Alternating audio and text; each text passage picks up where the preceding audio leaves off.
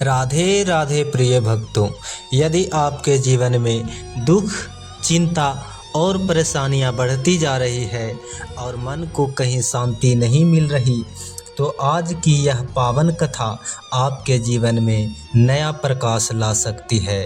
भगवान श्री कृष्ण की यह अमृतवाणी केवल शब्द नहीं बल्कि जीवन को सही दिशा देने वाला मार्ग है।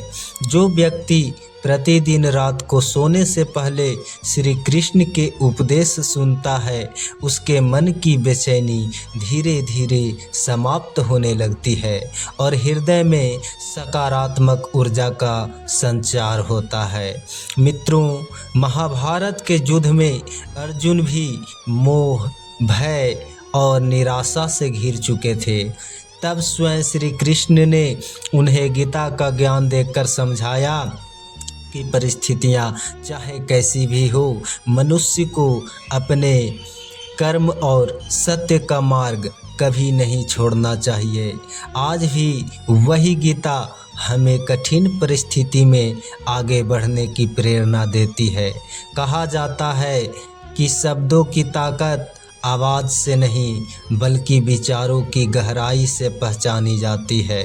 इसलिए जीवन में ऐसे विचार रखो जो दूसरे के जीवन में भी प्रकाश भर दे।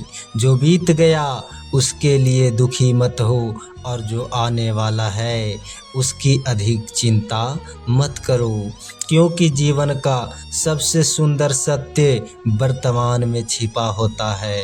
यदि सफलता मिलने में देर हो रही है तो निराश मत होना। छोटे पौधे जल्दी बढ़ जाते हैं लेकिन विशाल वृक्ष बनने में समय लगता है। इसलिए धैर्य रखो और अपने कर्म करते रहो। जो लोग समय के साथ बदल जाते हैं उनसे दुखी होने की आवश्यकता नहीं। हर व्यक्ति अपने स्वार्थ और परिस्थिति के अनुसार बदलता है, परंतु सच्चा इंसान वही है जो कठिन समय में भी आपका साथ ना छोड़े। मित्रों, कभी कभी मौन रहना सबसे बड़ी शक्ति होती है। हर बहस का उत्तर शब्दों से नहीं दिया जाता। कुछ लोगों को समय स्वयं उत्तर दे देता है। जीवन में वही व्यक्ति आगे बढ़ता है जो अपमान, असफलता और कठिनाइयों से सीख लेकर स्वयं को और भी मजबूत बना लेता है। जो व्यक्ति दूसरों को दुख देता है वह कभी सच्ची शांति प्राप्त नहीं कर सकता। इसलिए हमेशा ऐसा व्यवहार करो जिससे किसी का हृदय ना टूटे, क्योंकि किसी की आंखों के आंसू ईश्वर के दरबार में व्यर्थ नहीं जाते। मेहनत करने वाला व्यक्ति जानता है कि संघर्ष क्या होता है, जबकि आराम पसंद लोग केवल भाग्य की बातें करते हैं। जीवन में रिश्तों की सबसे बड़ी परीक्षा कठिन समय में ही होती है। सुख में तो हर कोई साथ चलता है, लेकिन दुख में जो व्यक्ति आपका हाथ पकड़कर खड़ा रहे वही सच्चा अपना होता है। यदि रिश्तों की नींव विश्वास पर टिकी हो तो दूरी भी उन्हें कमज़ोर नहीं कर सकती।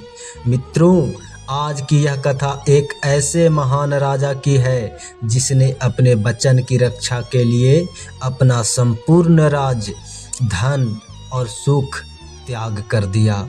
यह कहानी हमें सिखाती है कि सच्चा सम्मान धन से नहीं बल्कि चरित्र और वचन निभाने से मिलता है।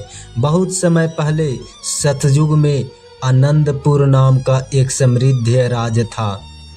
उस राज्य के राजा धर्मवीर अपनी दया, न्याय और दानशीलता के लिए पूरे संसार में प्रसिद्ध थे। उनकी रानी देवमाला अत्यंत धार्मिक और पतिव्रता स्त्री थी। उनके 2 पुत्र थे जिनका नाम तेजस और विवान था। पूरा राज्य सुख और समृद्धि से भरा हुआ था और प्रजा अपने राजा को पिता समान मानती थी। एक दिन देवलोक में बैठे इंद्रदेव का सिंहासन अचानक कांप उठा। यह देखते हुए चिंतित हो गए और सोचने लगे कि अवश्य ही पृथ्वी पर कोई महान पुण्य आत्मा है जिसके पुण्य का प्रभाव स्वर्ग तक पहुंच गया है। उन्होंने तुरंत महर्षि वशिष्ठ को बुलाया और कहा कि हे मुनिवर, कृपया करके पता लगाइए कि वह कौन है, किसके तेज से मेरा सिंहासन विचलित हो रहा है। महर्षि ने ध्यान लगाकर देखा और बोले कि पृथ्वी पर राजा धर्मवीर नाम का एक राजा है, जो सत्य, दान और धर्म के बल पर महान पुण्य अर्जित कर रहा है। यह सुनकर इंद्रदेव को आश्चर्य हुआ, क्योंकि सामान्यतः ऐसा तेज, कठोर तपस्या करने वाले ऋषियों में ही देखा जाता है। जब उन्होंने राजा की परीक्षा लेने का निश्चय किया, कुछ समय बाद इंद्रदेव और महर्षि साधु का वेश धारण कर आनंदपुर पहुँचे। वे नगर में भिक्षा मांगते हुए घूमने लगे। नगरवासियों ने उन्हें देखकर कहा कि आप लोग यहाँ वहाँ क्यों भटक रहे हैं? यदि दान चाहिए तो सीधे हमारे महाराज धर्मवीर के पास जाइए। उनके द्वार से आज तक कोई खाली हाथ नहीं लौटा। यह सुनकर दोनों साधु राजमहल पहुँचे।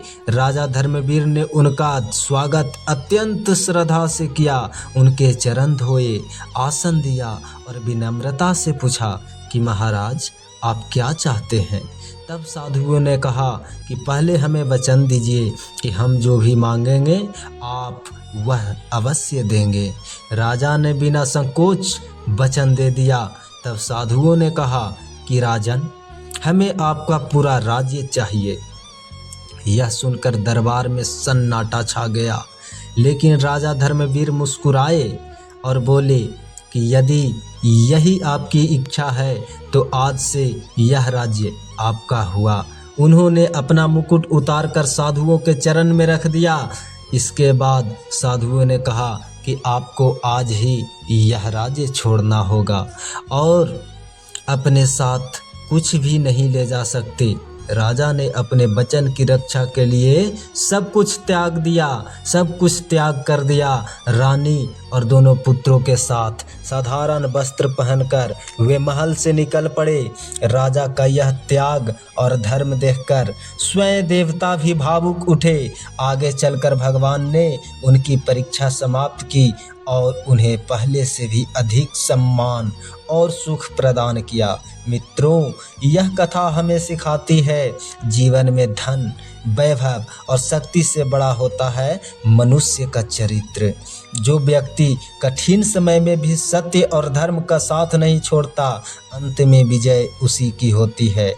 यदि आपको श्री कृष्ण की यह प्रेरणादायक कथा पसंद आए तो वीडियो को लाइक करें, कमेंट में जय श्री कृष्णा अवश्य लिखें और चैनल को सब्सक्राइब करना ना भूलें। राधे राधे।